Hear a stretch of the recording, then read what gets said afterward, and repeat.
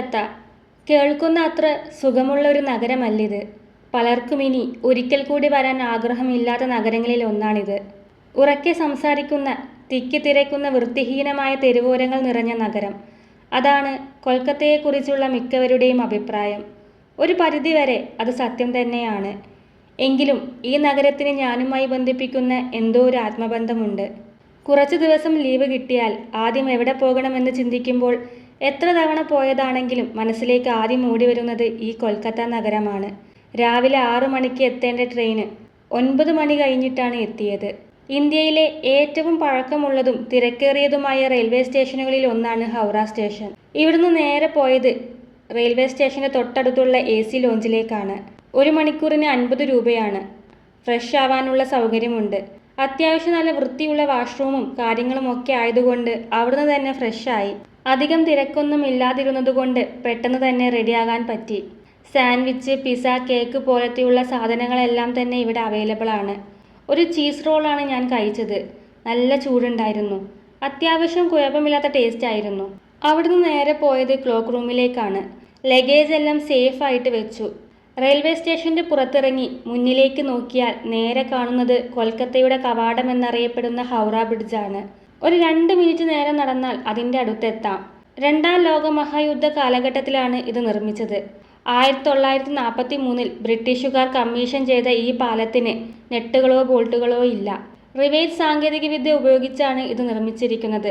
ഹൂഗ്ലി നദിക്ക് കുറുകെ നീണ്ടു നിൽക്കുന്ന ഈ ഉരുക്ക് പാലം പിന്നീട് രബീന്ദ്ര സേതു എന്ന പേരിൽ പുനർനാമകരണം ചെയ്തുവെങ്കിലും ഇന്നും ലോകമെമ്പാടും ഇത് ഹൗറ ബ്രിഡ്ജ് എന്ന പേരിലാണ് അറിയപ്പെടുന്നത്. യൂറോപ്യൻ ശൈലിയിൽ നിർമ്മിച്ച ഈ തൂക്കുപാലം കൊൽക്കത്തയുടെ പ്രധാന പ്രതീകങ്ങളിൽ ഒന്നാണ്. 705 മീറ്റർ നീളവും 71 അടി വീതിയും 82 അടി ഉയരവുമുള്ള ഈ പാലത്തിലൂടെ 1 ലക്ഷത്തിലധികം വാഹനങ്ങളും 1.5 ലക്ഷത്തിലധികം കാൽനട യാത്രക്കാരും ഒരു ദിവസം കടന്നു പോകുന്നുണ്ടെന്നാണ് ഏകദേശ കണക്ക്. അതുകൊണ്ട് തന്നെ ലോകത്തിലെ ഏറ്റവും തിരക്കേറിയ പാലങ്ങളിൽ ഒന്നായി ഹൗറ ബ്രിഡ്ജ് അറിയപ്പെടുന്നു. 19ാം നൂറ്റാണ്ടിൽ ഹൂഗ്ലി നദിയുടെ 2 ഭാഗങ്ങളായ കൊൽക്കത്തയും ഹൗറയും തമ്മിൽ ബന്ധിപ്പിക്കുന്ന ഒരു പാലം ഉണ്ടായിരുന്നില്ല. അതുകൊണ്ട് തന്നെ ആളുകൾക്ക് ചരക്കുകളും മറ്റും കൊണ്ടു സഞ്ചരിക്കാൻ വലിയ ബുദ്ധിമുട്ടായിരുന്നു. അന്നത്തെ കാലത്ത് ആളുകൾ പ്രധാനമായി ബോട്ടുകളെ ആശ്രയിച്ചു. ഈ പ്രശ്നം പരിഹരിക്കാൻ 1874 ഒരു താൽക്കാലിക പാലം നിർമ്മിച്ചു. പക്ഷേ നദിയിലെ വലിയ തിരക്കിന് അത് മതിയാവുമായിരുന്നില്ല. ബ്രിട്ടീഷ് കാലത്ത് ഒരു സ്ഥിരവും ശക്തവുമായ പാലം നിർമ്മിക്കാൻ തീരുമാനിച്ചു. 1930കളിൽ പദ്ധതി ആരംഭിച്ചു. ഒടുവിൽ 1943 പുതിയ ഹൗറ ബ്രിഡ്ജ് നിർമ്മാണം പൂർത്തിയായി. ഈ ഹൗറ പാലത്തിന് തൊട്ടു താഴെയായാണ് ഏഷ്യയിലെ ഏറ്റവും വലിയ പൂച്ചന്തയായ മല്ലിക് ഘാട്ട് ഫ്ലവർ മാർക്കറ്റ്. സൂര്യനുദിക്കും മുൻപേ കൊൽക്കത്ത നഗരത്തെ ഉണർത്തുന്ന 100-ലധികം വർഷങ്ങളുടെ കഥയും ചരിത്രവും പറയുന്ന ഏഷ്യയിലെ ഏറ്റവും വലിയ പുഷ്പവിപണിയാണ് മല്ലിക് ഘാട്ട് ഫ്ലവർ മാർക്കറ്റ്. പുലർച്ചെ ഏകദേശം 3 മണി മുതൽ തുടങ്ങുന്ന ഈ വിപണി രാത്രി വരെ സജീവമാണ്. കുട്ടകളിലും നിലത്തും ചെറുകടകൾക്ക് മുന്നിലും വിൽപ്പനയ്ക്ക് വെച്ചിരിക്കുന്ന പൂക്കളുടെ വർണ്ണലോകം. എനിക്കിവിടെ ഏറ്റവും ഇഷ്ടമായത് ഇവർ പൂക്കൾ തൂക്കി വിൽക്കുന്ന രീതിയാണ്. നല്ല ഭംഗിയുണ്ടായിരുന്നു കാണാൻ. ക്ഷേത്രങ്ങളിലേക്ക് പൂജയ്ക്കായി പോകുന്ന ഈ പൂക്കൾക്ക് പിന്നിൽ വിയർപ്പും പരിശ്രമവും നിറഞ്ഞ ഒരുപാട് ജീവിതങ്ങളുണ്ട്. കൊൽക്കത്ത നഗരം ഇന്ത്യയിലെ പ്രധാന വ്യാപാര കേന്ദ്രമായി വളർന്നുകൊണ്ടിരിക്കുമ്പോൾ നഗരത്തിൽ പൂക്കൾക്ക് വലിയ ആവശ്യകത ഉണ്ടായി. ക്ഷേത്രങ്ങൾക്കും ആഘോഷങ്ങൾക്കും സാമൂഹിക ചടങ്ങുകൾക്കുമായി ദിവസേന പുതുപൂക്കൾ ആവശ്യമുണ്ടായിരുന്നു. ഈ ആവശ്യകത മനസ്സിലാക്കി നൂറ്റാണ്ടുകൾക്ക് മുൻപ് മാലിക് എന്ന വ്യാപാരി കുടുംബം ഹൂഗ്ലി നദിക്കരയിൽ ഒരു ചെറിയ പുഷ്പവിപണി ആരംഭിച്ചു. നദിയിലൂടെ ഗ്രാമങ്ങളിൽ നിന്ന് പൂക്കൾ എത്തിക്കുന്നത് വളരെ എളുപ്പമായതിനാൽ ഈ സ്ഥലം വ്യാപാരത്തിന് അനുയോജ്യമായിരുന്നു. പിന്നീട് ഹൗറ ബ്രിഡ്ജ് നിർമ്മിക്കപ്പെട്ടതോടെ ആ പ്രദേശം കൂടുതൽ സജീവമായി. അതോടെ ഈ ചെറിയ വിപണി വേഗത്തിൽ വളർന്നു. ഗ്രാമങ്ങളിൽ നിന്ന് കർഷകർ നേരിട്ടെത്തി പൂക്കൾ വിൽക്കാൻ തുടങ്ങി. വ്യാപാരികൾ വലിയ തോതിൽ പൂക്കൾ വാങ്ങി മറ്റു സ്ഥലങ്ങളിലേക്ക് വിതരണം ചെയ്തു. വിവാഹങ്ങൾ, പൂജകൾ, ഉത്സവങ്ങൾ എല്ലായിടത്തേക്കും ഇവിടെ നിന്ന് പൂക്കൾ പോകാൻ തുടങ്ങി. അങ്ങനെ ഒരു കുടുംബം ആരംഭിച്ച ചെറിയ വിപണി ഇന്ന് ഇന്ത്യയിലെ ഏറ്റവും വലിയ പുഷ്പവിപണികളിൽ ഒന്നായി മാറി. വലിയ വൃത്തിയൊന്നും ഇവിടെ കാണാൻ സാധിക്കില്ലെങ്കിലും നിറവും മണവും ചേർന്ന ഈ വിപണി കൊൽക്കത്തയുടെ സംസ്കാരത്തിന്റെ ഒരു ഭാഗമാണ്. ഹൂഗ്ലി നദിയുടെ തീരത്തോട് ചേർന്നാണ് ഈ മാർക്കറ്റ് പ്രവർത്തിക്കുന്നത്. അങ്ങനെ അവിടെ നിന്നും തിരിച്ചു നടക്കുമ്പോഴാണ് കുറച്ച് മലയാളീസിനെ പരിചയപ്പെട്ടത്. അവരോട് കുറച്ചു നേരം സംസാരിച്ച് അവിടെ നിന്നും നേരെ പോയത് ഇന്ത്യൻ മ്യൂസിയത്തിലേക്കാണ്. കൊൽക്കത്തയിലെ ഐക്കോണിക്കായ യെല്ലോ ടാക്സിയിലാണ് പോയത്. പുറമേ നിന്ന് വരുന്നവർക്ക് മാത്രമാണ് ഇതൊരു അത്ഭുതവും കൗതുകവും. ഇവിടെയുള്ളവർക്ക് ഇതൊരു ലോക്കൽ ടാക്സി മാത്രമാണ്. കൊൽക്കത്തയെ മനോഹരമാക്കുന്നതിൽ ഒരു വലിയ പങ്ക് വഹിക്കുന്നത് ഈ കടും മഞ്ഞ നിറത്തിലുള്ള അംബാസിഡർ കാറുകളാണ്. ഇന്ന് കൊൽക്കത്തയിൽ മാത്രമാണ് ഈ ക്ലാസിക് മഞ്ഞ കാറുകളെ കാണാൻ സാധിക്കുന്നത്. നല്ല രീതിയിൽ കാലപ്പഴക്കം വന്ന കാറുകളായതുകൊണ്ട് തന്നെ ഒരു ഓട്ടോയിൽ പോകുന്ന ഫീലാണ്. മഞ്ഞ നിറം തിരഞ്ഞെടുക്കാൻ 2 കാരണങ്ങളുണ്ടെന്നാണ് പറയപ്പെടുന്നത്. നഗരത്തിന്റെ തിരക്കിൽ നിന്ന് ടാക്സികളെ എളുപ്പം തിരിച്ചറിയാനും നഗരത്തിന്റെ വർണ്ണാഭമായ സന്തോഷകരമായ ജീവിതത്തെ പ്രതിനിധീകരിക്കാനും. ഈ മഞ്ഞ നിറം പിന്നീട് കൊൽക്കത്തയുടെ സിഗ്നേച്ചറായി. അങ്ങനെ ഇന്ത്യൻ മ്യൂസിയത്തിലെത്തി. അകത്തേക്ക് പ്രവേശിക്കാൻ ടിക്കറ്റ് വേണം. അത്യാവശ്യം നല്ലൊരു ക്യൂ ടിക്കറ്റ് എടുക്കാൻ തന്നെ ഉണ്ടായിരുന്നു. ഡാനിഷ് സസ്യശാസ്ത്രജ്ഞനായ നതാലിയൽ വാലിച്ചാണ് ഇത് സ്ഥാപിച്ചത്. പുരാതന സിന്ധു നദീതട സംസ്കാരം മുതൽ ആധുനിക ഇന്ത്യൻ പൈതൃകം വരെ ഇവിടെ കാണാം. ബ്രിട്ടീഷ് ഗ്രീക്കോ റോമൻ സംയോജന ശൈലിയിലാണ് ഇത് പണിതിരിക്കുന്നത്. വലിയ വെളുത്ത തൂണുകളും ഉയർന്ന കമാനാകൃതിയിലുള്ള ജാലകങ്ങളുമുള്ള ദീർഘചതുരാകൃതിയിൽ ഒരു 3 നില രാജകീയ കെട്ടിടം. Archaeology, anthropology, geology, zoology, economic botany, Indian art എന്നിങ്ങനെ 6 വിഭാഗങ്ങളിലായി 35 ഗാലറികളുണ്ട്. ഏകദേശം 4000 വർഷങ്ങൾ പഴക്കമുള്ള ഈജിപ്ഷ്യൻ മമ്മി മുതൽ അതിപുരാതനമായ ബുദ്ധശില്പങ്ങൾ, അപൂർവമായ രാജ്പുത് മുഗൾ പെയിന്റിങ്ങുകൾ എന്നിവ ഇവിടുത്തെ പ്രധാന ആകർഷണങ്ങളാണ്. മ്യൂസിയത്തിന് മുന്നിൽ നിറയെ ടാർപ്പായി വിരിച്ച് കെട്ടിയ ചെറിയ ചെറിയ കടകളാണ്. വിലക്കുറവിൽ വസ്ത്രങ്ങൾ ഉൾപ്പെടെ എല്ലാം നമുക്കിവിടെ കിട്ടും. റോഡിനോട് ചേർന്ന് അതൊരു കൂടാരം പോലെ മുന്നിലേക്ക് പോകുന്നുണ്ട്. പതിയെ അതൊരു വലിയ മാർക്കറ്റിലേക്ക് കയറും. ഈ മാർക്കറ്റാണ് ന്യൂ മാർക്കറ്റ് അഥവാ SS ഹോഗ് മാർക്കറ്റ്. കൊൽക്കത്തയുടെ ഓർമ്മകളും പൈതൃക സൗന്ദര്യവും തെളിയുന്ന കൊളോണിയൽ ലുക്കിലുള്ള ഒരു കെട്ടിടം. കൊൽക്കത്തയിലെ ഏറ്റവും പഴയ മാർക്കറ്റ്. 1874 ബ്രിട്ടീഷ് ഭരണകാലത്താണ് ഇത് സ്ഥാപിച്ചത്. ആദ്യകാലത്ത് ഇംഗ്ലീഷുകാർക്ക് മാത്രമായിരുന്നു ഇതിനുള്ളിലേക്ക് പ്രവേശനാനുമതി. പിന്നീട് ഇന്ത്യ സ്വാതന്ത്ര്യം നേടിയതിനു ശേഷം ഈ മാർക്കറ്റ് എല്ലാ സമൂഹത്തിനും തുറന്നുകൊടുത്തു. വസ്ത്രങ്ങൾ, ബാഗുകൾ, ആഭരണങ്ങൾ, മത്സ്യം, മാംസം, പൂക്കൾ തുടങ്ങി എന്തും ഇവിടെ കിട്ടും. നീളമേറിയ കോറിഡോറുകളുടെ ഇരുവശങ്ങളിലും 2000-ലധികം കടകളുണ്ട്. ഒരുപാട് ഇടവഴികൾ ഉള്ളതുകൊണ്ട് തിരിച്ചിറങ്ങാനുള്ള വഴി മറന്നുപോകാനും സാധ്യതയുണ്ട്. ഇന്ത്യൻ മ്യൂസിയത്തിന് സമീപം ചൗരംഗി റോഡിന് തൊട്ടടുത്തായിട്ടാണ് ഇതിന്റെ പ്രധാന പ്രവേശന കവാടം. ആദ്യകാലത്ത് കെട്ടിടത്തിനുള്ളിലെ വ്യാപാര കേന്ദ്രത്തെയാണ് ന്യൂ മാർക്കറ്റ് എന്ന് വിളിച്ചിരുന്നത്. എന്നാൽ ഇന്ന് പുറത്തെ ചെറിയ കടകളും ചേർന്ന് ഈ മുഴുവൻ പ്രദേശവും ന്യൂ മാർക്കറ്റ് എന്നാണ് അറിയപ്പെടുന്നത്. അത്യാവശ്യം ചെറിയ രീതിയിലുള്ള ഷോപ്പിംഗ് എല്ലാം കഴിഞ്ഞ് അവിടെ നിന്നും നേരെ പോയത് മെട്രോ സ്റ്റേഷനിലേക്കാണ്. ഇന്ത്യയിലെ ആദ്യത്തെ ഭൂഗർഭ മെട്രോ. മെട്രോയുടെ ഉള്ളിൽ നല്ല തിരക്കായിരുന്നു. സത്യം പറഞ്ഞാൽ ശ്വാസം മുട്ടുന്നുണ്ടായിരുന്നു. എങ്ങനെയാണ് അതിൻ്റെ ഉള്ളിൽ നിന്നും ജീവനോടെ പുറത്തിറങ്ങിയതെന്ന് എനിക്കറിയില്ല. അതുപോലത്തെ തിരക്കായിരുന്നു. പിന്നെ കൊൽക്കത്തയിലെ ട്രാഫിക് കുറച്ച് പ്രശ്നമാണ്. വെറും 5 മിനിറ്റ് കൊണ്ട് എത്താൻ പറ്റുന്ന സ്ഥലത്ത് 20 മിനിറ്റ് കൊണ്ടേ എത്താൻ പറ്റൂ. അതുകൊണ്ടായിരിക്കാം മിക്ക ആളുകളും മെട്രോ യൂസ് ചെയ്യുന്നത്. കോളേജ് സ്ട്രീറ്റിന് ഓപ്പോസിറ്റുള്ള ലൈനിലാണ് ഹോസ്റ്റൽ. കൊൽക്കത്തയിൽ വന്നാൽ സേഫായി താമസിക്കാൻ പറ്റുന്ന ഒരു നല്ല ഓപ്ഷനാണ് സിറ്റി സെൻട്രൽ ഹോസ്റ്റൽ, പ്രത്യേകിച്ച് സോളോ ട്രാവൽ ചെയ്യുന്നവർക്ക്. ഇവിടെ ചെറിയൊരു കിച്ചൺ ഉണ്ട്. പാത്രങ്ങൾ, ഇൻഡക്ഷൻ കുക്കർ, ഫ്രിഡ്ജ് തുടങ്ങിയ ആവശ്യമായ എല്ലാം ലഭ്യമാണ്. സ്വയം വേണ്ട ഭക്ഷണം പാകം ചെയ്ത് കഴിക്കാം. ബീഫ്, പോർക്ക് ഒന്നും പറ്റില്ല. ബ്രേക്ക്ഫാസ്റ്റ് കോംപ്ലിമെൻ്ററി ആണ്. സാധാരണയായി ബ്രെഡ്, ജാം, പഴം ഒക്കെയാണ് ഉണ്ടാവാറ്. ഇതാണ് റൂം. ഡോർമെട്രി ആണ്. കർട്ടൻ എല്ലാം വെച്ച് മറച്ചിട്ടുണ്ട്. റൂമിനുള്ളിൽ CCTV ഉണ്ട്. മിക്സ്ഡ് ആയതുകൊണ്ടൊരു മടിയുണ്ടായിരുന്നു. പക്ഷേ ഒരു പ്രശ്നവും ഉണ്ടായില്ല. ഒരുപാട് പേരുണ്ടായിരുന്നു, സ്ത്രീകളും പുരുഷന്മാരുമായിട്ട്. കൂടുതലും വിദേശികളാണ്. ആദ്യം ഞാൻ ഒരു ദിവസത്തേക്ക് മാത്രമാണ് ബുക്ക് ചെയ്തിരുന്നത്. ഓക്കെയാണെന്ന് തോന്നിയതുകൊണ്ട് ബാക്കി ദിവസങ്ങളും ഇവിടെ തന്നെയാണ് താമസിച്ചത്. അങ്ങനെ കുറച്ചു നേരം അവിടെ ഇരുന്ന് വിശ്രമിച്ചതിന് ശേഷം വൈകുന്നേരത്തോടു കൂടി പുറത്തേക്കിറങ്ങി. തൊട്ടടുത്ത ലൈനിലാണ് കോളേജ് സ്ട്രീറ്റ്. അവിടേക്കാണ് പോയത്. രാത്രിയാണ് കൊൽക്കത്ത നഗരം ഒന്നുകൂടി സജീവമാകുന്നത്. ഒരു ചെറിയ ചായക്കടയിൽ നിന്നും ചായ കുടിച്ചു.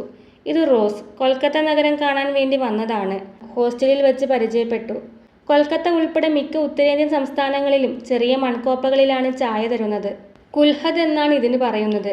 ഒരു തവണ മാത്രം ഉപയോഗിക്കാൻ പറ്റുന്ന രീതിയിലാണ് ഇത് നിർമ്മിക്കുന്നത്. ഈ കപ്പിനുള്ളിൽ ചെറുതായി സുഷിരങ്ങളുണ്ട്. അതുകൊണ്ട് തന്നെ എത്ര കഴുകിയാലും പൂർണ്ണമായി വൃത്തിയാകില്ല. ചൂടുവെള്ളം ഒരുപാട് തവണ ഒഴിച്ചാൽ കുൽഹദ് മൃദുവാവുകയും എളുപ്പം പൊട്ടുകയും ചെയ്യും. അതുകൊണ്ട് ഉപയോഗിച്ചു കഴിഞ്ഞാൽ ഈ കോപ്പ കളയും. അതാണ് പതിവ്. വഴിയരികിൽ ഒരുപാട് പേരുണ്ടായിരുന്നു. ഡ്രസ്സ് വേണോ, ആഭരണങ്ങൾ വേണോ എന്നൊക്കെ ചോദിച്ചിട്ട് പിന്നാലെ കൂടും. ഇവർ നമ്മളെ വിളിച്ചുകൊണ്ട് പോകുന്നത് ഏതെങ്കിലും ഉള്ളിലുള്ള കടകളിലേക്കായിരിക്കും. ഉള്ളിലുള്ള കടകൾ പുറത്തു നിന്നാൽ കാണാൻ പറ്റില്ലല്ലോ. അതുകൊണ്ട് ആളുകളെ വിളിച്ചുകൊണ്ട് വരാൻ വേണ്ടിയിട്ട് ഒരാളെ കടയുടമ പുറത്ത് നിർത്തിയിട്ടുണ്ടാകും. ഇതാണ് ശാങ്കപോള വളകൾ. ബംഗാളി സ്ത്രീകൾ അവരുടെ താലിയോടും സിന്ദൂരത്തോടുമൊപ്പം പ്രാധാന്യം നൽകുന്ന ഒന്നാണ് ശാങ്കപോള. ശാങ്ക എന്ന് പറയുന്നത് ശംഖ് കൊണ്ട് നിർമ്മിക്കുന്ന വളകളെയാണ്. വെളുത്ത നിറത്തിലുള്ള ഈ വളകൾ ശുദ്ധി, ഐശ്വര്യം, സമാധാനം എന്നിവയെ പ്രതിനിധീകരിക്കുന്നു. ചുവപ്പ് ലാക്ക് ഉപയോഗിച്ച് നിർമ്മിക്കുന്ന വളകളാണ് പോള. ശക്തി, സമൃദ്ധി, സൗഭാഗ്യം എന്നിവയെയാണ് ഇത് പ്രതിനിധീകരിക്കുന്നത്. ശങ്ക, ശാഖ അങ്ങനെ പല പേരിലും ഇത് അറിയപ്പെടുന്നുണ്ട്. ഒരു കൗതുകത്തിന് ഞാൻ ഇതൊന്ന് വാങ്ങണമെന്ന് വിചാരിച്ചിരുന്നു. എന്നാൽ വിവാഹം കഴിയാത്ത സ്ത്രീകൾക്ക് ഈ ശാങ്കപോള വളകൾ അവർ വിൽക്കാറില്ല എന്നാണ് പറയുന്നത്. ഞാൻ പറയുന്നത് ഒറിജിനൽ ശാങ്കപോള വളകളെ കുറിച്ചാണ്. ഇന്ന് ലോക്കൽ സ്റ്റോറുകളിൽ നിന്നും ഇതിൻ്റെ ഡ്യൂപ്ലിക്കേറ്റ് വളകൾ എത്ര വേണമെങ്കിലും വാങ്ങാൻ ലഭിക്കും. നടന്ന് ഹൗറ ബ്രിഡ്ജിൻ്റെ അടുത്ത് എത്തിയിട്ടുണ്ടായിരുന്നു. അത്രയും ദൂരം നടന്നു. ഇതിനിടയിൽ ഒരുപാട് പേര് ഓരോന്ന് വേണമോ എന്ന് ചോദിച്ചിട്ട് പിറകെ തന്നെ ഉണ്ടായിരുന്നു. സത്യം പറഞ്ഞാൽ അത് ചെറിയൊരു ബുദ്ധിമുട്ടാണ്. നമുക്കൊന്നും നോക്കാൻ പറ്റത്തില്ല. അപ്പോഴത്തേക്കും അത് വേണമെന്ന് ചോദിച്ച് പിന്നാലെ വരും. അങ്ങനെ കയറിയ ഒരു സാരിക്കടയാണിത്. ഇതാണ് ബംഗാൾ പരമ്പരാഗത സാരികളിൽ ഒന്നായ ലാൽപാർ ഷദാ സാരി. ബംഗാളി ഭാഷയിൽ ലാൽ എന്നാൽ ചുവപ്പും പാർ എന്നാൽ കരയും ഷദാ എന്നാൽ വെള്ളയുമാണ്. അതായത് വെള്ളയിൽ ചുവന്ന കരയുള്ള സാരി. ഈ സാരി പ്രധാനമായും ആഘോഷവേളകളിൽ, പ്രത്യേകിച്ച് ദുർഗാപൂജ സമയത്താണ് ബംഗാളി സ്ത്രീകൾ ധരിക്കുന്നത്. വെള്ള നിറം ശുദ്ധിയും സമാധാനവും, ചുവപ്പ് നിറം ശക്തിയും സമൃദ്ധിയുമായി കണക്കാക്കുന്നു. ഈ രണ്ട് നിറങ്ങളുടെ സംഗമം സ്ത്രീയുടെ ശക്തിയും ശുഭതയും പ്രതിനിധീകരിക്കുന്നു എന്നാണ് പറയപ്പെടുന്നത്. ഇത് വെറും ഒരു സാരി മാത്രമല്ല, ഒരു സംസ്കാരത്തിൻ്റെ അടയാളമാണ്. ബംഗാളി സ്ത്രീകൾ ഈ സാരി ധരിക്കുന്നത് അഭിമാനമായി കരുതുന്നു. രാത്രിയാവുന്നതിനനുസരിച്ച് നഗരത്തിൻ്റെ തിരക്കും കൂടിയിട്ടുണ്ട്. ഒന്ന് റോഡ് മുറിച്ച് കടക്കാൻ തന്നെ ഒരുപാട് സമയം കാത്തു നിൽക്കേണ്ടി വന്നു. ഈ റൂട്ടിലൂടെ ട്രാം പോകുന്നുണ്ട്. അതുകൊണ്ടാണ് ഇത്രയേറെ തിരക്ക്. ട്രാം നിർത്തലാക്കിയെങ്കിലും ഇപ്പോഴും 2-3 സ്ഥലങ്ങളിലൂടെ സഞ്ചരിക്കുന്നുണ്ട്.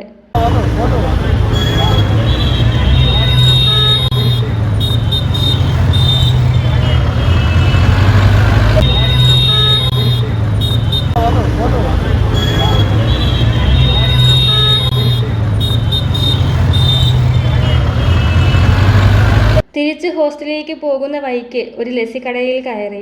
കൊൽക്കത്തയിലെ തിരക്കേറിയ തെരുവോരത്തിലെ അനേകം ലസ്സിക്കടകളിൽ ഒന്നാണിത്. ഒറ്റ വലിക്ക് കുടിക്കാനാവുന്ന നല്ല കട്ടിയുള്ള തണുത്ത ലസ്സിയാണ് ഇവിടെ ലഭിക്കുന്നത്. വാരാണസിയിലെ പോലെ അനവധി ഫ്ലേവറുകൾ ഇവിടെ ലഭ്യമല്ല. പക്ഷേ കിട്ടുന്നത് മികച്ച ക്വാളിറ്റിയും തൃപ്തികരമായ ക്വാണ്ടിറ്റിയുമുള്ള ലസ്സിയാണെന്ന് പറയാം. കൊൽക്കത്തയിലെ മറ്റ് തെരുവോര കടകളെ വെച്ച് നോക്കുമ്പോൾ അത്യാവശ്യം നല്ല വൃത്തിയുമുണ്ട്. ഇവിടുന്ന് കുറച്ച് ദൂരം കൂടിയുണ്ട് ഹോസ്റ്റലിലേക്ക്. നടക്കാനുള്ള ആവതും ഉണ്ടായിരുന്നില്ല. അതുകൊണ്ട് തന്നെ ബസ്സിൽ പോകാമെന്ന് കരുതി. ഒരു 2 മിനിറ്റ് കാത്തുനിന്നതും ബസ് വന്നു. ഇവിടെ ബസ്സുകളിൽ സ്ഥലപ്പേരുണ്ടാവില്ല, നമ്പറുകളാണ്. അതുകൊണ്ട് ആരോടെങ്കിലും ചോദിച്ച് പോവേണ്ട സ്ഥലത്തെ ബസ്സിൻ്റെ നമ്പർ ഏതാണെന്ന് മനസ്സിലാക്കണം. എന്നിട്ട് വേണം കയറാൻ. അങ്ങനെ ഹോസ്റ്റലിന് മുമ്പിൽ തന്നെ ബസ് ഇറങ്ങി. നല്ല ക്ഷീണമുള്ളത് കാരണം വേഗം തന്നെ ഫ്രഷായി കിടന്നു.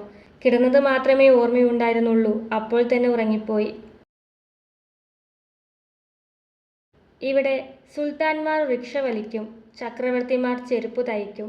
KR മീരയുടെ ആരാച്ചാറിലെ ഈ വരികളായിരുന്നു ഓരോ തവണയും റിക്ഷ കാണുമ്പോഴും എൻ്റെ മനസ്സിലൂടെ കടന്നുപോയത്. ഇന്ന് ഇന്ത്യയിൽ കൊൽക്കത്ത നഗര തെരുവുകളിൽ മാത്രം കാണാൻ കഴിയുന്ന ഒരു ഗതാഗത മാർഗമാണ് കൈകൊണ്ട് വലിക്കുന്ന ഈ റിക്ഷകൾ. ബ്രിട്ടീഷുകാരുമായുള്ള യുദ്ധത്തിൽ ടിപ്പു സുൽത്താൻ കൊല്ലപ്പെട്ടപ്പോൾ അദ്ദേഹത്തിൻ്റെ മക്കളെയും കുടുംബാംഗങ്ങളെയും ഈ നഗരത്തിലേക്ക് നാടുകടത്തി എന്നാണ് ചരിത്രം. അങ്ങനെ ശക്തനായ ഒരു ഭരണാധികാരിയുടെ പിൻതലമുറ കുടിയേറ്റക്കാരായി. കാലത്തിൻ്റെ കുത്തൊഴുക്കിൽ അവർ പല തൊഴിലുകളും ചെയ്തു. ചിലർ ധനികരായി, ചിലരാകട്ടെ കൊൽക്കത്തയുടെ തെരുവുകളിൽ കൈകൊണ്ട് റിക്ഷ വലിക്കുന്ന ജീവിതത്തിലേക്ക് എത്തിച്ചേർന്നു. കൊൽക്കത്തയിൽ ഏറ്റവും കൂടുതൽ റിക്ഷകൾ ഓടുന്നത് കോളേജ് സ്ട്രീറ്റിന്റെ ഭാഗത്താണ്. കൊൽക്കത്ത നഗരത്തിലെ ഏറ്റവും പ്രശസ്തമായ തെരുവുകളിൽ ഒന്നാണ് കോളേജ് സ്ട്രീറ്റ്. ഏഷ്യയിലെ ഏറ്റവും വലിയ ബുക്ക് മാർക്കറ്റും ലോകത്തിലെ ഏറ്റവും വലിയ സെക്കൻഡ് ഹാൻഡ് ബുക്ക് മാർക്കറ്റുമാണ് കോളേജ് സ്ട്രീറ്റ്. പുസ്തകങ്ങളുടെ തെരുവ്. ഇവിടെയാണ് കൊൽക്കത്തയിലെ എല്ലാ പ്രധാന കോളേജുകളും. Kolkata University, Presidency University, Kolkata Medical College, അങ്ങനെ കോളേജുകളുടെ ഒരു നീണ്ട നിര തന്നെയുണ്ട്. അങ്ങനെയാണ് ഈ സ്ഥലത്തിന് കോളേജ് സ്ട്രീറ്റ് എന്ന പേര് ലഭിച്ചത്. കണ്ണെത്താ ദൂരത്തോളം പരന്നു കിടക്കുന്ന ചെറുതും വലുതുമായ പുസ്തക കടകൾ. കടകളിൽ മാത്രമല്ല, റോഡിന് ഇരുവശമുള്ള നടപ്പാതകളിൽ പോലും പുസ്തകങ്ങളാണ്. പുതിയതും പഴയതുമായ ഇന്ത്യയിൽ കിട്ടാവുന്ന ഏത് പുസ്തകങ്ങളും കുറഞ്ഞ വിലയിൽ ഇവിടെ ലഭിക്കും. ഇവിടെ കിട്ടാത്ത പുസ്തകങ്ങൾ വേറെ എവിടെയും കിട്ടില്ല. അതുകൊണ്ട് തന്നെ ബോയിപ്പാര അഥവാ പുസ്തകങ്ങളുടെ പട്ടണം എന്നാണ് ഈ പ്രദേശം അറിയപ്പെടുന്നത്. അവിടുന്ന് നേരെ പോയത് ഡാക്രസ് ലൈനിലേക്കാണ്. ഓട്ടോറിക്ഷയിലാണ് പോയത്. കൊൽക്കത്തയിൽ യാത്ര ചെയ്യാൻ ഏറ്റവും നല്ലത് ബസ്സുകളും ഓട്ടോറിക്ഷയും ഒക്കെയാണ്. വളരെ ചെറിയ പൈസയ്ക്ക് നമുക്ക് യാത്ര ചെയ്യാൻ സാധിക്കും. ആകെ പ്രശ്നം ട്രാഫിക്കാണ്. 5 മിനിറ്റിൽ എത്തേണ്ട സ്ഥലത്ത് മിനിമം 20 മിനിറ്റെങ്കിലും എടുക്കും എത്താൻ. എന്തായാലും രാവിലെ ആയതുകൊണ്ട് പ്രതീക്ഷിച്ച അത്ര തിരക്കുണ്ടായിരുന്നില്ല. അതുകൊണ്ട് തന്നെ പെട്ടെന്ന് എത്തി. കൊൽക്കത്തയിലെ ഡാക്ടർസ് ലൈനിലെ വർഷങ്ങളായുള്ള ഒരു ചെറിയ ഭക്ഷണശാലയാണ് ചിത്തോ ബാബുർ ദോക്കാൻ. ഇവിടുത്തെ ബ്രെഡ് ടോസ്റ്റും ചിക്കൻ സ്റ്റൂവും വളരെയധികം പ്രശസ്തമാണ്. ബ്രിട്ടീഷ് കാലത്ത് കൊൽക്കത്തയിലെ പ്രധാന ഓഫീസുകളും വ്യാപാര കേന്ദ്രങ്ങളുമെല്ലാം ഈ പ്രദേശത്തായിരുന്നു. അവിടെ ജോലി ചെയ്തിരുന്ന ഉദ്യോഗസ്ഥർക്കായി നിരവധി ചെറുവഴിയോര ഭക്ഷണശാലകൾ ആരംഭിച്ചു. പിന്നീട് ഈ തെരുവ് കൊൽക്കത്തയിലെ ഒരു ഐക്കോണിക് ഫുഡ് സ്ട്രീറ്റായി മാറി. സാധാരണ കാണുന്നതുപോലെ കുറുകിയ ചിക്കൻ സ്റ്റൂ അല്ല ഇവിടെ ലഭിക്കുന്നത്. ധാരാളം വെള്ളമൊഴിച്ച് വലിയ ഉരുളക്കിഴങ്ങുകൾ മുറിച്ചിട്ട് അധികം മസാലകൾ ചേർക്കാത്ത ചിക്കൻ സ്റ്റൂ ആണ്. ഏകദേശം സൂപ്പിന്റെ ടേസ്റ്റ്. കൊൽക്കത്തയിൽ വന്നാൽ ഒരു വൺ ടൈം എക്സ്പീരിയൻസ് എന്ന നിലയിൽ കഴിക്കാൻ പറ്റുന്ന ഭക്ഷണം. ചായയും അത്രയ്ക്ക് അങ്ങോട്ട് ഇഷ്ടമായില്ല. പക്ഷേ ഇതെനിക്ക് ഒരുപാട് ഇഷ്ടപ്പെട്ടു. വെണ്ണയിൽ പഞ്ചസാര ചേർത്ത ഈ ടോസ്റ്റ്. പിന്നെ വൃത്തിയുടെ കാര്യത്തിലാണെങ്കിൽ കൊൽക്കത്തയിലെ മറ്റു തെരുവോര ഭക്ഷണശാലകളെ വെച്ച് നോക്കുമ്പോൾ ഇത് എത്രയോ ഭേദമാണ്. എന്തൊക്കെ പറഞ്ഞാലും കൊൽക്കത്തക്കാരുടെ പ്രിയപ്പെട്ട തെരുവോര ഭക്ഷണശാലകളിൽ ഒന്നാണിത്. ഒരുപാട് സിനിമകളിൽ ഈ കട കാണിക്കുന്നുണ്ട്. വിദ്യാ ബാലന്റെ കഹാനിയും വിജയ് സേതുപതിയുടെ 96 മൂവിയും അതിൽ ചിലതാണ്. അവിടെ നിന്നും നേരെ പോയത് ട്രാം ഡീപ്പോട്ടിലേക്കാണ്. ഒരു 5 മിനിറ്റ് നടക്കാനുള്ള ദൂരമേ അവിടേക്ക് ഉണ്ടായിരുന്നുള്ളൂ. ഒരു കാലത്ത് കൊൽക്കത്ത നഗരവീഥികളുടെ മുഖമുദ്രയായിരുന്നു റോഡിന് മേൽ പതിപ്പിച്ച പാളത്തിലൂടെ ചരിത്രത്തിനൊപ്പം സഞ്ചരിക്കുന്ന ഈ ട്രാമുകൾ. ഇന്ത്യയിലെ ഏറ്റവും പഴക്കമുള്ള പൊതുഗതാഗത സംവിധാനങ്ങളിൽ ഒന്ന്. സത്യജിത് റേയുടെ സിനിമകളിലാണ് ആദ്യമായി ഞാൻ ട്രാമുകൾ കാണുന്നത്. പിന്നീട് ബംഗാളി സാഹിത്യത്തോട് അഭിനിവേശം തോന്നി തുടങ്ങിയ സമയത്ത് ഒരുപാട് പുസ്തകങ്ങളിലും ഇതിനെക്കുറിച്ച് വായിച്ചിട്ടുണ്ടായിരുന്നു. കൈകാട്ടിയാൽ നിർത്തിത്തരുന്ന, മണിക്കിലുക്കി പതുക്കെ ശാന്തമായി നഗര കാഴ്ചകൾ കണ്ട് പതിയെ നീങ്ങുന്ന ട്രാമുകൾ. ഇതിൽ കയറണമെന്നുള്ളത് കുട്ടിക്കാലത്തെ എൻ്റെ ഏറ്റവും വലിയ സ്വപ്നമായിരുന്നു. 2 ക്യാബിനാണ് ട്രാമുകൾക്കുള്ളത്. ആദ്യകാലത്ത് മുന്നിൽ ഫസ്റ്റ് ക്ലാസ്സും പിന്നിൽ സെക്കൻഡ് ക്ലാസ്സുമായിരുന്നു. പിൻകാലത്ത് ഇത് ഒറ്റ ക്ലാസ്സാക്കി. ആദ്യമായി കൊൽക്കത്തയിൽ വന്ന സമയത്ത് തലങ്ങും വിലങ്ങും പോയിരുന്ന ട്രാമുകൾ ഇപ്രാവശ്യത്തെ യാത്രയിൽ എനിക്ക് കാണാൻ സാധിച്ചില്ല. 1.5 നൂറ്റാണ്ടായി കൊൽക്കത്ത തെരുവുകളുടെ ഈണമായിരുന്ന ട്രാമുകൾ 2024 പശ്ചിമ ബംഗാൾ സർക്കാർ നിർത്തലാക്കി. അങ്ങനെ 150 വർഷത്തോളം കിതച്ചും ഉയഞ്ഞും സഞ്ചരിച്ച ട്രാമുകൾ ഇന്ന് കൊൽക്കത്തയുടെ തെരുവിൽ നിന്നും അപ്രത്യക്ഷമായി. ഇന്ന് 1-2 റൂട്ടിൽ മാത്രമാണ് ട്രാം സർവീസ് നടത്തുന്നത്. ടൂറിസത്തിന് വേണ്ടി ഒരു ഹെറിറ്റേജ് എന്ന നിലയിൽ. ഇനി പോകുന്നത് കുറച്ച് ദൂരത്തേക്കാണ്. Indian National Library, Alipore. അവിടേക്ക് ബസ്സിലാണ് പോയത്. ബസ് വരാൻ വേണ്ടി കുറച്ചു നേരം കാത്തു നിൽക്കേണ്ടി വന്നു. ക്യാബിന് കൊടുക്കുന്ന പൈസയുടെ 1/3 മാത്രമേ ബസ്സിനാവുകയുള്ളൂ. അവിടേക്ക് പോകുന്ന ബസ്സിന്റെ നമ്പർ അവിടെയുള്ളവരോട് ചോദിച്ച് മനസ്സിലാക്കി. 2 ബസ് മാറിക്കയറേണ്ടി വന്നു അവിടെ എത്താൻ. ഇതാണ് ഇന്ത്യൻ നാഷണൽ ലൈബ്രറി, കൊൽക്കത്ത. രാത്രികാലങ്ങളിൽ ആത്മാവ് അലഞ്ഞു തിരിഞ്ഞു നടക്കുന്നു എന്ന് വിശ്വസിക്കപ്പെടുന്ന ഒരു ലൈബ്രറി. മലയാള പുസ്തകങ്ങൾ അടക്കം ഇന്ത്യയിലെ എല്ലാ പ്രാദേശിക ഭാഷകളുടെയും പുസ്തകങ്ങൾ ലഭിക്കുന്ന ഇന്ത്യയിലെ ഏറ്റവും വലിയ ലൈബ്രറി. ബ്രിട്ടീഷ് കാലത്ത് ഈ കെട്ടിടം ബ്രിട്ടീഷ് ഭരണാധികാരിയായ വാരൻ ഹാസ്റ്റിങ്സിന്റെ വസതിയായിരുന്നു. പിന്നീട് ഇത് ഇന്ത്യയുടെ ദേശീയ ലൈബ്രറിയായി മാറി. മലയാളം ഉൾപ്പെടെ ഇന്ത്യയിലെ എല്ലാ ഭാഷകളിലുമുള്ള പുസ്തകങ്ങളും ഇവിടെ ലഭ്യമാണ്. ഈ പുസ്തകങ്ങളുടെ ലോകത്തിനുള്ളിൽ ചില രഹസ്യങ്ങളും കഥകളും മറഞ്ഞിരിക്കുന്നുവെന്ന് പലരും വിശ്വസിക്കുന്നു. രാത്രിയാകുമ്പോൾ ഇവിടത്തെ ഇടനാഴികളിലൂടെ ആരോ നടക്കുന്ന കാലൊച്ചകൾ കേൾക്കാറുണ്ടെന്നാണ് പറയപ്പെടുന്നത്. ചിലർ ഒരു മനുഷ്യന്റെ മങ്ങിയ രൂപം കാണുന്നതായി പറയുന്നു. വാരൻ ഹാസ്റ്റിങ്സിന്റെ ആത്മാവാണതെന്ന് വിശ്വസിക്കുന്നവരുമുണ്ട്. ഇവിടുത്തെ ചില ഗാർഡുകൾ ആത്മാക്കളെ അകറ്റാൻ ഹനുമാൻ ഏലസ് കൈവശം വയ്ക്കാറുണ്ടെന്ന കഥയും പ്രചരിച്ചിട്ടുണ്ട്. 250 വർഷത്തിലധികം പഴക്കമുള്ള ഈ കെട്ടിടത്തിന്റെ ഗ്രൗണ്ട് ഫ്ലോറിൽ 2010 പതിറ്റാണ്ടുകളായി ആരും ശ്രദ്ധിക്കാതെ പോയ ഒരു രഹസ്യമുറി കണ്ടെത്തി. അതിനുശേഷം ഈ ലൈബ്രറിയെ ചുറ്റിപ്പറ്റിയുള്ള കഥകളും പ്രചരിച്ചു. സത്യമോ മിഥ്യയോ എന്തായാലും ഇന്നും ദിവസവും 100-ലധികം ആളുകൾ പുസ്തകം വായിക്കാൻ ഇവിടെ എത്തുന്നു. പുതുതായി എത്തിയ മലയാള പുസ്തകങ്ങളാണിവ. ഇതുപോലെ എല്ലാ ഭാഷകളിലെയും പുതിയ കൃതികളും ഇവിടെയുണ്ട്. ലക്ഷക്കണക്കിന് പുസ്തകങ്ങളും അപൂർവ രേഖകളും സൂക്ഷിച്ചിരിക്കുന്ന ഈ സ്ഥലം ഇന്ത്യയുടെ അറിവിന്റെ വലിയ ഭണ്ഡാരമാണ്. കൂടെ കുറച്ച് അന്ധവിശ്വാസങ്ങളുടെ ഭാണ്ഡവും. ഇവിടെ നിന്ന് തിരിച്ച് കോളേജ് സ്ട്രീറ്റിലേക്ക് ബസ്സിൽ തന്നെയാണ് പോയത്. പക്ഷേ ഇപ്രാവശ്യം നേരിട്ടുള്ള ബസ് ആയിരുന്നു. അതുകൊണ്ട് മാറിക്കയറേണ്ടി വന്നില്ല. കോളേജ് സ്ട്രീറ്റിലാണ് കൊൽക്കത്തയിലെ പ്രശസ്തമായ ഇന്ത്യൻ കോഫി ഹൗസ്. ഒരു കാലത്ത് ബുദ്ധിജീവികളുടെ വാസസ്ഥലമായിരുന്നു ഈ കോഫി ഹൗസ്. ഒരു ഗ്ലാസ് ചായയുമായി മണിക്കൂറുകളോളം വിപ്ലവം മുഴക്കിയും തത്വചിന്ത സംസാരിച്ചും കവിതകളും കഥകളും വായിച്ചും ഇരുന്ന ഒരു തലമുറയുടെ ഓർമ്മകൾ ഇന്നും ഈ കോഫി ഹൗസിന്റെ മതിലുകളിൽ കാണാം. എത്ര മണിക്കൂർ ഇരുന്ന് സംസാരിച്ചാലും ആരും ചോദ്യം ചെയ്യാത്ത ഒരിടം എന്ന നിലയിലാണ് ഇതൊരു കാലത്ത് പ്രശസ്തമായത്. 1876 ആൽബർട്ട് ഹാൾ എന്ന പേരിലാണ് ഈ കെട്ടിടം നിർമ്മിച്ചത്. പിന്നീട് 1942 ഇവിടെ കോഫി ഹൗസ് ആരംഭിച്ചു. അന്നു മുതൽ ഇന്നുവരെ ഈ സ്ഥലം കൊൽക്കത്തയുടെ ഭൗതിക സംസ്കാരത്തിന്റെ ഒരു പ്രതീകമായി തുടരുന്നു. ബംഗാളിന്റെ സാഹിത്യവും രാഷ്ട്രീയവും ചിന്താഗതികളും രൂപം കൊണ്ടതിൽ ഇവിടം ഒരു വലിയ പങ്ക് വഹിക്കുന്നു. പ്രശസ്ത സംവിധായകൻ സത്യജിത് റേ, ഗായകൻ മന്നാ ഡേ, കവി സുനിൽ ഗംഗോപാധ്യായ് തുടങ്ങി അനേകം കലാകാരന്മാരും എഴുത്തുകാരും ഇവിടുത്തെ സ്ഥിരം സന്ദർശകരായിരുന്നു. അതുകൊണ്ട് തന്നെ ഈ കോഫി ഹൗസിനെ കുറിച്ച് പറയാതെ ബംഗാളിന്റെ സാംസ്കാരിക ചരിത്രവും കമ്മ്യൂണിസ്റ്റ് രാഷ്ട്രീയത്തിന്റെ ചരിത്രവും പൂർത്തിയാകില്ല. ഇവിടുത്തെ ഭക്ഷണത്തെക്കുറിച്ച് അധികം നല്ല അഭിപ്രായങ്ങൾ കേട്ടിരുന്നില്ല. പക്ഷേ എൻ്റെ പ്രതീക്ഷകൾ തെറ്റിച്ച് അത്യാവശ്യം നല്ല രുചിയുള്ള ഭക്ഷണമായിരുന്നു. കോൾഡ് കോഫി മാത്രമാണ് എനിക്ക് ഇഷ്ടപ്പെടാതെ പോയത്. എന്നാൽ ചിക്കൻ പക്കോടയും കോഫിയും വളരെ നന്നായി തോന്നി. ഇതുവരെ കഴിച്ചതിൽ വെച്ച് ഏറ്റവും നല്ല ചിക്കൻ പക്കോടയായിരുന്നു ഇത്. വിപ്ലവവും കവിതയും തത്വചിന്തയും ഒരുപോലെ മുഴങ്ങിയിരുന്ന ഒരു കാലത്തിന്റെ ഓർമ്മയാണ് ഈ കോഫി ഹൗസ്. കൊൽക്കത്തയുടെ ചരിത്രവും ആത്മാവും ഇന്നും ജീവിച്ചിരിക്കുന്ന ഒരിടം. കോഫി ഹൗസിൽ നിന്നും 2 മിനിറ്റ് നടന്നാൽ 140 വർഷം പഴക്കമുള്ള കൊൽക്കത്തയിലെ പുസ്തകശാലയായ ദാസ്ഗുപ്ത ആൻഡ് കമ്പനിയിലെത്താം. 1886 ഗിരീഷ് ചന്ദ്ര ദാസ്ഗുപ്ത ആരംഭിച്ച ഈ ബുക്ക് ഷോപ്പ് കോളേജ് സ്ട്രീറ്റിന്റെ ഹൃദയഭാഗത്തായാണ് സ്ഥിതി ചെയ്യുന്നത്. ഒരു ചെറിയ പുസ്തകശാലയിൽ നിന്നും തുടങ്ങിയ ഇത് ഇന്ന് കൊൽക്കത്തയുടെ ഒരു ചരിത്ര സ്ഥാപനമായി മാറിയിരിക്കുന്നു. ബ്രിട്ടീഷ് കാലഘട്ടം മുതൽ സ്വാതന്ത്ര്യ സമരവും കൂടെ 2 ലോകമഹായുദ്ധങ്ങൾ വരെ കണ്ട ഈ കട ഇന്നും അതേ കുടുംബത്തിന്റെ കൈവശമാണുള്ളത്. ഇവിടെ ഇംഗ്ലീഷ്, ബംഗാളി ഭാഷകളിലെ സാഹിത്യ പുസ്തകങ്ങളുടെ വിപുലമായ ശേഖരണമുണ്ട്. രബീന്ദ്രനാഥ ടാഗോർ മുതൽ അമർത്യ സെൻ വരെ നിരവധി പ്രമുഖർ ഈ പുസ്തകശാല സന്ദർശിച്ചിരിക്കുന്നു. ഇതിനുള്ളിൽ ഇടുങ്ങിയ വഴികളിലൂടെ നടന്ന് കുത്തനെയുള്ള കോണി കയറി കഴിഞ്ഞാൽ എത്തുന്നത് 2ാം നിലയിലെ വായനശാലയിലാണ്. 2004 ഉണ്ടായ തീപിടുത്തത്തിൽ നിരവധി പുസ്തകങ്ങൾ നശിച്ചുവെങ്കിലും ഇത് വീണ്ടും ഉയർത്തെഴുന്നേറ്റു. സാമ്പത്തികമായി പിന്നോക്കം നിൽക്കുന്ന വിദ്യാർത്ഥിനികൾക്കായി ആരംഭിച്ച സൗജന്യ വായനശാലയാണിത്. കൊൽക്കത്തയുടെ ചരിത്രവും പൈതൃകവും ഓർമ്മകളും നിറഞ്ഞ ഒരു സാംസ്കാരിക കേന്ദ്രം. ഇന്ത്യയിലെ ഏറ്റവും പഴക്കമുള്ള പുസ്തകശാലകളിൽ ഒന്ന്.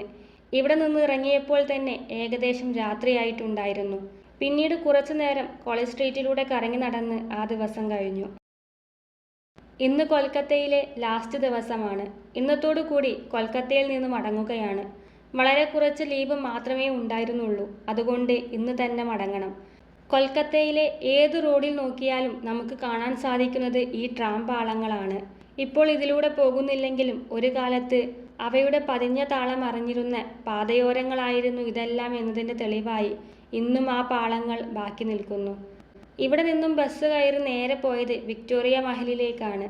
ആദ്യമായി കൊൽക്കത്തയിൽ വന്ന സമയത്ത് ഞാൻ ആദ്യം സന്ദർശിച്ചത് വിക്ടോറിയ ആയിരുന്നു.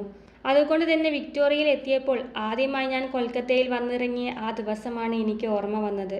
അന്ന് ഒറ്റയ്ക്ക് വന്നതിൻ്റെ പേടിയും കൗതുകവുമായിരുന്നുവെങ്കിൽ ഇന്ന് വീണ്ടും ഇത് കാണുന്നതിൻ്റെ ആവേശമാണ്. വെള്ള മാർബിളിൽ എഴുതിയ കൊൽക്കത്തയുടെ ചരിത്രം. വിക്ടോറിയ രാജ്ഞിയുടെ വിയോഗത്തെ തുടർന്ന് കഴ്സൺ പ്രഭുവിൻ്റെ നിർദ്ദേശപ്രകാരമാണ് അന്നത്തെ ബ്രിട്ടീഷ് ഇന്ത്യയുടെ ഭരണതലസ്ഥാനമായിരുന്ന കൊൽക്കത്തയിൽ ഈ മാർബിൾ മന്ദിരത്തിന്റെ നിർമ്മാണം ആരംഭിച്ചത്. 1906 നിർമ്മാണം ആരംഭിച്ച് 1921 പൂർത്തിയായ ഈ വെള്ള മാർബിൾ കൊട്ടാരം കൊൽക്കത്തയുടെ ഒരു ചരിത്ര മ്യൂസിയം കൂടിയാണ്. എവിടെയൊക്കെയോ താജ്മഹലിന്റെ ഒരു സാമ്യത ഉണ്ടെങ്കിലും കൂടുതലും പ്രൗഢഗംഭീരമായ ബ്രിട്ടീഷ് കൊട്ടാരത്തെയാണ് അനുസ്മരിപ്പിക്കുന്നത്. ബ്രിട്ടീഷ് മുഗൾ ശൈലിയിൽ വെനീഷ്യൻ, ഈജിപ്ഷ്യൻ, ഡഖാനി മുതലായ വാസ്തുവിദ്യ കലർത്തി ക്ലാസിക്കൽ യൂറോപ്യൻ സ്റ്റൈലിലാണ് ഈ സ്മാരകം രൂപകൽപ്പന ചെയ്തിരിക്കുന്നത്. വെളുത്ത മാർബിളിൽ നിർമ്മിച്ച വിക്ടോറിയ രാജ്ഞിയുടെ വലിയ പ്രതിമ, അപൂർവവും പുരാതനവുമായ പുസ്തകങ്ങൾ, സാമൂഹ്യ പരിഷ്കർത്താക്കളുടെയും ബ്രിട്ടീഷ് ഭരണാധികാരികളുടെയും എണ്ണച്ചായ ചിത്രങ്ങൾ, ബ്രിട്ടീഷ് സാമ്രാജ്യകാലത്തെ പല പ്രമുഖരുടെയും ശില്പങ്ങളും തുടങ്ങി കൊളോണിയൽ ചരിത്രം പ്രദർശിപ്പിക്കുന്ന 25 ഗാലറികളുള്ള മ്യൂസിയമാണ് വിക്ടോറിയയ്ക്കുള്ളിലുള്ളത്. ഒരു കാലത്തിന്റെ രാജകീയ പ്രൗഢി വിളിച്ചോതുന്ന സ്മാരകം. കൊൽക്കത്തയിൽ വരുമ്പോൾ മനസ്സിൽ ഉറപ്പിച്ച ഒരു കാര്യമായിരുന്നു വിക്ടോറിയ മഹലിന്റെ ഒരു പെയിന്റിംഗ് ചെയ്യണമെന്നുള്ളത്. സാധിക്കുമോ എന്ന് സംശയമുണ്ടായിരുന്നുവെങ്കിലും മനസ്സിൽ അത്രമേൽ ആഗ്രഹിച്ചതുകൊണ്ട് അത് സാധിച്ചു. ഒരുപാട് സമയം ഇവിടെ ചിലവഴിക്കേണ്ടി വന്നു. അതുകൊണ്ട് തന്നെ ലിസ്റ്റിലുണ്ടായിരുന്ന 1-2 സ്ഥലങ്ങൾ ഒഴിവാക്കേണ്ടി വന്നു. ഇനിയും എത്രയോ തവണ വരേണ്ട നഗരമാണ്. ഓരോ തവണയും ഇവിടെ നിന്നും പോകുമ്പോഴും അടുത്ത യാത്ര എപ്പോഴായിരിക്കണം എന്നാണ് ചിന്തിക്കാറ്. അതുകൊണ്ട് തന്നെ കാണാൻ പറ്റാതെ പോകുന്നതിനെ കുറിച്ച് സങ്കടപ്പെടാറില്ല. അടുത്ത തവണത്തെ യാത്രയിൽ കാണാമല്ലോ. तेरी सखी मोरे पिया घर आए. വിക്ടോറിയയിൽ നിന്നും നേരെ പോയത് ന്യൂ മാർക്കറ്റ് ഏരിയയിലേക്കാണ്. ഇന്ത്യൻ മ്യൂസിയത്തിൽ നിന്നും ന്യൂ മാർക്കറ്റിലേക്ക് പോകുന്നതിനിടയിൽ ചോരങ്കി റോഡിന് തൊട്ടടുത്തായിട്ടാണ് പെൻ ഹോസ്പിറ്റൽ സ്ഥിതി ചെയ്യുന്നത്. സത്യജിത് റേയുടെ പേന നന്നാക്കിയ ചരിത്രമുള്ള കട. അതാണ് പേനകൾ കഥ പറയുന്ന കൊൽക്കത്തയിലെ 80 വർഷത്തോളം പഴക്കമുള്ള ഈ പെൻ ഹോസ്പിറ്റൽ. തകരാറായ പേനകൾക്ക് വീണ്ടും ജീവൻ കൊടുക്കുന്ന ഒരു പിടി ഓർമ്മകളുടെ ആശുപത്രിയാണിത്. പേനകൾ സുഖം പ്രാപിക്കുന്ന ആശുപത്രി.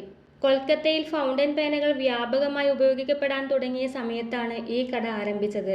അന്നത്തെ കാലത്ത് വിദ്യാർത്ഥിനികളും അധ്യാപകരും എഴുത്തുകാരുമെല്ലാം ഫൗണ്ടൻ പേനകളാണ് ഉപയോഗിച്ചിരുന്നത്. പേനകൾക്ക് വില കൂടുതലായതിനാൽ തകരാറായാൽ അത് കളഞ്ഞ് പുതിയതെടുക്കുന്നതിന് പകരം അത് നന്നാക്കി വീണ്ടും ഉപയോഗിക്കുകയായിരുന്നു പതിവ്. അങ്ങനെ പേനകൾ നന്നാക്കാനുള്ള ഒരു പ്രത്യേക കടയായി പെൻ ഹോസ്പിറ്റൽ സ്ഥാപിക്കപ്പെട്ടു. ഇന്നും ആളുകൾ അവരുടെ പ്രിയപ്പെട്ട പേനകളും കൊണ്ട് ഇവിടെ വരുന്നു. ബ്രിട്ടീഷ് കാലത്ത് ഈ പ്രദേശം കൊൽക്കത്തയുടെ പ്രധാന നഗരകേന്ദ്രമായിരുന്നു. ഇന്ന് ഡിജിറ്റൽ ലോകം വന്നിട്ടും പെൻ ഹോസ്പിറ്റൽ ഒരു കാലത്തിന്റെ ഓർമ്മ പോലെ ഇന്നും നിലകൊള്ളുന്നു. ഇത് കൊൽക്കത്തയുടെ എഴുത്തു സംസ്കാരത്തിന്റെ ഭാഗമാണ്. ഇനി പോകുന്നത് ശോഭ ബസാറിലേക്കാണ്. അവിടേക്ക് മെട്രോയിലാണ് പോകുന്നത്. ബസ്സിൽ പോകുന്നതിനേക്കാൾ അവിടേക്ക് മെട്രോയിൽ പോകുന്നതാണ് കുറച്ചും കൂടി എളുപ്പം. പക്ഷേ അവിടേക്ക് പോകുന്നതിന് മുമ്പ് കൊൽക്കത്തയിലെ 100 വർഷത്തിലധികം പഴക്കമുള്ള ഒരു ചായക്കട കണ്ടിട്ട് വരാം. ശ്യാം ബസാറിലെ നാഷണൽ എക്കണോമിക് റെസ്റ്റോറൻറ്റ്. ചീറിപ്പായുന്ന വാഹനങ്ങളും ഓടിപ്പായുന്ന മനുഷ്യരും നിറഞ്ഞ ഈ നഗരത്തിൽ ആ തിരക്കുകളിൽ നിന്നും മാറി ശാന്തമായി സമയം ചിലവഴിക്കാൻ എത്തുന്നവരാണ് ഇവിടെ ഇരിക്കുന്നവർ. ജീവിതത്തിന്റെ വലിയൊരു ഭാഗം പിന്നിട്ടവർ. അവരുടെ വിരമിച്ച ജീവിതത്തിന്റെ വൈകുന്നേരങ്ങൾ ചിലവഴിക്കാൻ ഈ ചെറിയ ചായക്കടയെ തിരഞ്ഞെടുക്കുന്നു. വർഷങ്ങൾ മാറിയെങ്കിലും ഇവിടെ ഇരുന്ന് ചായ കുടിക്കുന്ന രീതി, സംസാരിക്കുന്ന വിഷയങ്ങൾ, പത്രം വായിക്കുന്ന ശീലം എല്ലാം ഇന്നും അതുപോലെ തുടരുന്നു. ഇപ്പോൾ ഈ കട നോക്കി നടത്തുന്നത് 3ാം തലമുറയിലെ ആളാണ്. 100 വർഷത്തിന്റെ കാലപ്പഴക്കം ഈ കടയുടെ ഓരോ കോണിലും കാണാം. ഇനി പോകുന്നത് കുമാർതൊലിയിലേക്കാണ്. അവിടേക്ക് വണ്ടിയൊന്നും അധികം പോകില്ല. അതുകൊണ്ട് തന്നെ നടന്നാണ് പോയത്. ഇതൊരു റെഡ് ഏരിയ ആയതുകൊണ്ട് തന്നെ പലയിടത്തും അതിൻ്റെ സിഗ്നൽ കൊടുത്തിട്ടുണ്ട്. ഏകദേശം ഒരു 10 മിനിറ്റിലധികം നടക്കേണ്ടി വന്നു. വലതുവശം കുമാർതൊലിയും ഇടതുവശം സോനാഗച്ചിയും. ആദ്യം വലതുവശത്തേക്കാണ് പോയത്. ഇതാണ് പുഞ്ചിരി തൂകുന്ന സുന്ദരിയായ ദുർഗാദേവിയുടെ പ്രതിമകൾ ഉണ്ടാക്കുന്ന കുമാർതൊളി. 300 വർഷങ്ങൾക്ക് മുമ്പ് ഏകദേശം ഒരു 17-18 നൂറ്റാണ്ടുകളിലാണ് ഈ പ്രദേശം രൂപം കൊള്ളുന്നത്. അന്ന് ബ്രിട്ടീഷ് ഭരണകാലത്ത് ഗംഗാ നദിക്കരയിലായിരുന്ന ഈ സ്ഥലത്ത് മൺശില്പികൾ താമസിക്കാൻ തുടങ്ങി. കുമാർ എന്നത് മൺപാത്രങ്ങൾ ഉണ്ടാക്കുന്ന ആളുകളെന്നും തൊലി എന്നത് ചെറിയ പ്രദേശം എന്നുമാണ് അർത്ഥം. അതുകൊണ്ടാണ് ഈ സ്ഥലത്തിന് കുമാർതൊളി എന്ന പേര് ലഭിച്ചത്. കാലക്രമേണ ഇവർ സാധാരണ മൺപാത്രങ്ങൾക്ക് പകരം ദേവപ്രതിമകൾ നിർമ്മിക്കാൻ തുടങ്ങി. പ്രത്യേകിച്ച് ദുർഗാപൂജ സമയത്ത് ദുർഗാദേവിയുടെ വലിയ പ്രതിമകൾ ഇവിടെ നിർമ്മിച്ചു. പിന്നീട് ഇത് കൊൽക്കത്തയുടെ പ്രധാന പ്രതിമ നിർമ്മാണ കേന്ദ്രമായി മാറി. മുളയും വൈക്കോലും ഹൂഗ്ലി നദിയിലെ ചേറും ഉപയോഗിച്ചാണ് ഇവർ പ്രതിമകൾ ഉണ്ടാക്കുന്നത്. ഇതിൽ സോനാഗച്ചിയിൽ നിന്നും എടുക്കുന്ന ഒരു പിടി മണ്ണും ചേർക്കുന്നുണ്ടെന്ന് പറയപ്പെടുന്നു. ശരിക്കും ഈ പ്രദേശത്തെ ഏത് മണ്ണെടുത്താലും അത് സോനാഗച്ചിയിലെ തന്നെയാണ്. ഇവ രണ്ടും ഏകദേശം ഒരേ പ്രദേശത്തിന്റെ ഇരുവശങ്ങളാണ്. ഒരു 10 മിനിറ്റ് നടക്കാനുള്ള ദൂരം മാത്രമാണുള്ളത്. ശരീരം വിൽക്കുന്ന സ്ത്രീയും സംരക്ഷിക്കേണ്ട ദേവിയും ഒരു ചുമരിന് അപ്പുറവും ഇപ്പുറവുമാണ്. ഈ 2 വശങ്ങളെയും ബന്ധിപ്പിക്കുന്നത് മണ്ണാണ്. എല്ലാവരും ഒരേ മണ്ണിന്റെ മക്കൾ. അവരുടെ പാദസ്പർശം തൊട്ട മണ്ണ് ദുർഗയുടെ രൂപത്തിൽ ഉയർത്തെഴുന്നേൽക്കുന്നു. ലോകം ആ രൂപങ്ങളെ ആരാധിക്കുന്നു. ഈ വഴിയോടെ കുമാർതൊലി ഇവിടെ അവസാനിക്കുകയാണ്. സോനാഗച്ചി. കൊൽക്കത്ത നഗരം തുടങ്ങുന്നതും അവസാനിക്കുന്നതും ഇവിടെ നിന്നാണ്. കഴിഞ്ഞ 2 തവണ ശ്രമിച്ചിട്ടും ഇവിടേക്ക് പ്രവേശിക്കാൻ സാധിച്ചിരുന്നില്ല. എന്തായാലും ഇത്തവണ അത് സാധിച്ചു. ഒരു കാലത്ത് ഇവിടേക്ക് നാട്ടിൽ നിന്നും സ്ത്രീകളെ എത്തിച്ചു കൊടുക്കുന്ന ഒരു മാഫിയ ഉണ്ടായിരുന്നു. ഇന്ന് പ്രത്യക്ഷത്തിൽ അല്ലെങ്കിലും അങ്ങനൊരു മാഫിയ ഇപ്പോഴും പ്രവർത്തിക്കുന്നു. ഏതെല്ലാം നാട്ടിലെ എത്രയെത്ര പെൺകുട്ടികൾ സ്വന്തം ഇഷ്ടപ്രകാരം വന്നവരോ അല്ലെങ്കിൽ ആരെങ്കിലും ചതിയിൽ കൊണ്ടുവന്നവരോ ആകാം. വ്യത്യസ്ത ദേശങ്ങളിൽ നിന്ന് വന്ന് വ്യത്യസ്ത ഭാഷകളിൽ സംസാരിക്കുന്നവർ. പക്ഷേ ഈ തെരുവിന് ഒരു ഭാഷയേ ഉള്ളൂ. അത് കാമത്തിന്റെ ഭാഷയാണ്. കൊൽക്കത്ത നഗരത്തിന്റെ വടക്കൻ ഭാഗത്തുള്ള ഒരു പ്രദേശമാണ് സോനാഗച്ചി. ഇത് ഏഷ്യയിലെ ഏറ്റവും വലിയ റെഡ് ലൈറ്റ് ഏരിയകളിൽ ഒന്നായി അറിയപ്പെടുന്നു. സോനാഗച്ചിയാണ് ഏറ്റവും വലുതെങ്കിലും നഗരത്തിന്റെ മറ്റു ഭാഗങ്ങളിലും ലൈംഗിക തൊഴിലാളികൾ കൂട്ടമായി താമസിക്കുന്ന ചുവന്ന തെരുവുകളുണ്ട്.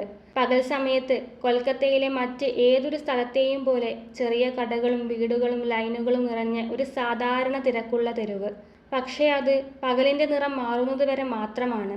പിന്നെ കാണുന്നത് തിരക്കു പിടിച്ച മാർക്കറ്റല്ല, സംശയത്തോടെയുള്ള തുറിച്ചുനോട്ടം മാത്രം വരുന്ന, പതിയെ ശബ്ദവും രൂപവും മാറുന്ന തെരുവോരമാണ്. ഈ തെരുവോരത്തെ ഓരോ കടകൾക്ക് പിന്നിലുമായാണ് ഏഷ്യയിലെ ഏറ്റവും വലിയ ചുവന്ന തെരുവായ സോനാഗച്ചി. നൂറുകണക്കിന് ചെറിയ ഗല്ലികളും ഇടുങ്ങിയ ലൈനുകളും ചേർന്ന ഒരു വലിയ നെറ്റ്വർക്കാണ് ഈ പ്രദേശം. 19-ാം നൂറ്റാണ്ടിൽ ബ്രിട്ടീഷ് കാലഘട്ടത്തിലാണ് ഈ പ്രദേശത്ത് വേശ്യാവൃത്തി കൂടുതൽ വ്യാപകമായി തുടങ്ങിയത്.